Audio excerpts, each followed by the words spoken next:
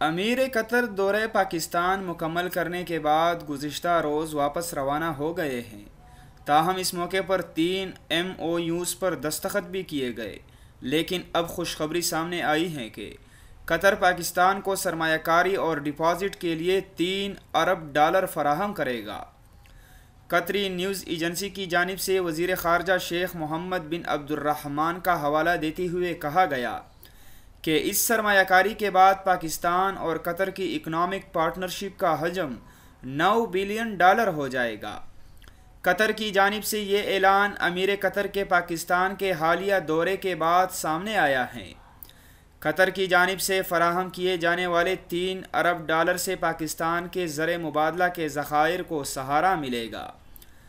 نجی نیوز دنیا نیوز نے ذرائع کے حوالے سے کہا ہے کہ قطر پاکستان کو آسان شرائط پر قرض فراہم کرے گا، جبکہ اس کے استعمال پر بھی کوئی پابندی نہیں ہوگی۔ رقم بیرونی قرضوں کی ادائیگی یا ترقیاتی اسکیموں پر استعمال ہو سکتی ہے۔ وزارت خزانہ قرض کے لیے طریقہ کار طے کریں گی۔ یاد رہے کہ قطر کے امیر جب ایئرپورٹ سے واپس روانہ ہونے لگے تو انہوں نے پاکستان کے چین کی شراکت سے بنائے گئے شاہکار طیارے JF-17 تندر کا معائنہ بھی کیا تھا۔